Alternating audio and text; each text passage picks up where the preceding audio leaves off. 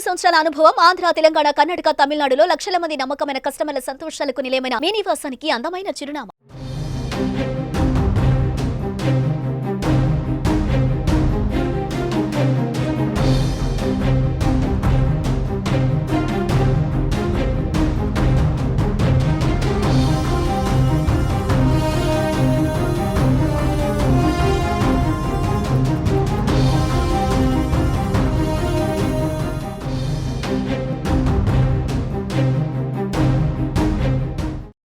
టాలీవుడ్లో తీవ్ర విషాదం నెలకొంది. ప్రముఖ నటుడు కోటా శ్రీనివాసరావు కన్నుమూశారు. గత కొంతకాలంగా అనారోగ్యంతో బాధపడుతున్న ఆయన జూలై 13న తెల్లవారుజామున 4 గంటలకు ఆయన ఫిలిం నగర్లోని తన నివాసంలో తుది శ్వాస విడిచారు. ఆయన వయస్సు 83 సంవత్సరాలు. గత 4 దశాబ్దాల సినీ ప్రయాణంలో ఎన్నో విలక్షణ పాత్రలను పోషించారు కోటా శ్రీనివాసరావు. 750కి పైగా చిత్రాల్లో నటించారు. కోటా మృతితో చిత్ర పరిశ్రమలో తీవ్ర విషాదం నెలకొంది.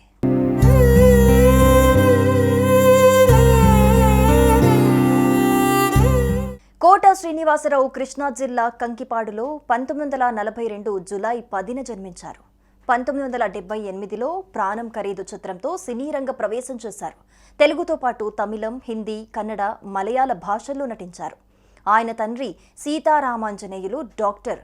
చిన్నప్పటి నుంచి తండ్రిని చూస్తూ పెరిగిన కోటాకి తను కూడా డాక్టర్ కావాలనుకున్నాడు. అయితే చదువుకుంటున్న రోజుల్లో నాటకాలు వేస్తూ ఉండటంతో కోటా శ్రీనివాసరావు మనసు నటన వైపు మళ్లింది. డిగ్రీ తర్వాత స్టేట్ బ్యాంక్ ఆఫ్ ఇండియాలో ఉద్యోగం వచ్చింది. సినిమాల్లోకి రాకముందు దాదాపు 20 సంవత్సరాల పాటు నాటక రంగంలో అనుభవం సంపాదించారు. బ్యాంకులో ఉద్యోగం చేస్తూ మరోవైపు నాటకాలు వేసేవారు. కోటా శ్రీనివాసరావు భార్య రుక్మిణి. ఈ దంపతులకు 2 కుమార్తెలు, 1 కుమారుడు సంతానం. రోడ్డు ప్రమాదంలో ఒక్కగానొక్క కుమారుడు కోటా వెంకట ఆంజనేయ ప్రసాద్ ప్రాణాలు కోల్పోవటంతో కోటా బాగా కృంగిపోయారు. కోటా శ్రీనివాసరావు తమ్ముడు కోటా శంకర్రావు కూడా నటుడే.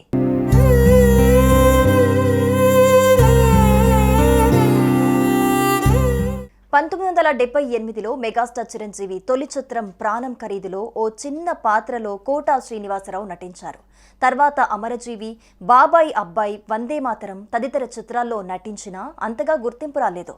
ఈ దశలో ప్రతిఘటన చిత్రం ఆయనకు బ్రేక్ తీసుకొచ్చింది. శాంతి నివాసం, రేపటి పౌరులు, మండలాధీశుడు, యముడికి మొగుడు వంటి వరుస హిట్లతో కోటా ఇక వెనుదిరిగి చూసుకోలేదు. విలన్గా, క్యారెక్టర్ ఆర్టిస్ట్గా, కమీడియన్గా ఏ పాత్ర వేసినా పరకాయ ప్రవేశం చేసేవారు కోటా. 47 ఏళ్ల సినీ ప్రస్థానంలో తెలుగు, తమిళ, హిందీ, కన్నడ, దక్కని, మలయాళం చిత్రాల్లో దాదాపు 750కి పైగా సినిమాల్లో నటించారు. ఆయనలో నటుడే కాకుండా డబ్బింగ్ ఆర్టిస్ట్ కూడా ఉన్నారు. తమిళ నటులు గౌండమణి, మణివన్నన్లకు తెలుగులో ఆయన గాత్రదానం చేశారు. ఇక కోటా శ్రీనివాసరావు మంచి సింగర్ కూడా.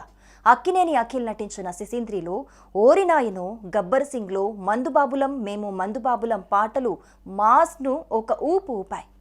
సుదీర్ఘ కెరీర్లో ఆంధ్రప్రదేశ్ ప్రభుత్వం నుంచి 9 నంది అవార్డులు, 1 సైమా అవార్డుతో సినీ రంగానికి చేసిన సేవలకు గాను భారత ప్రభుత్వం ఆయనను అత్యున్నత పద్మశ్రీ అవార్డుతో సత్కరించింది.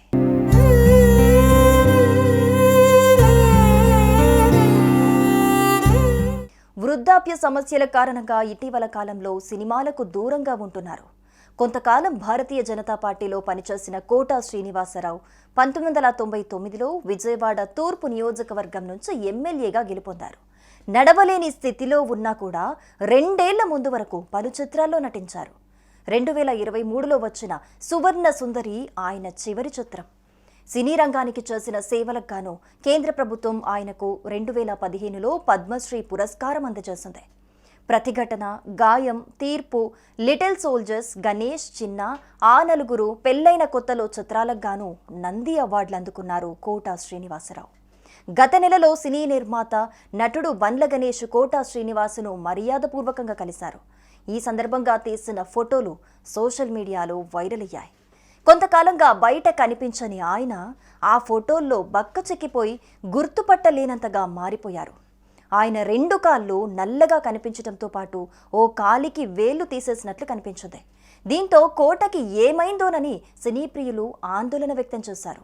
ఆయన తీవ్ర అనారోగ్యంతో చావు బతుకుల్లో ఉన్నారంటూ వచ్చిన వార్తల్ని అప్పుడు కోటా శ్రీనివాసరావు ఖండించారు.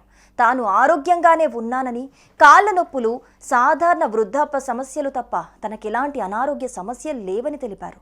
ఈ ఘటన జరిగిన నెల రోజులకే ఆయన ఈ లోకాన్ని విడిచి వెళ్లటం అందరినీ కలిచివేస్తోంది.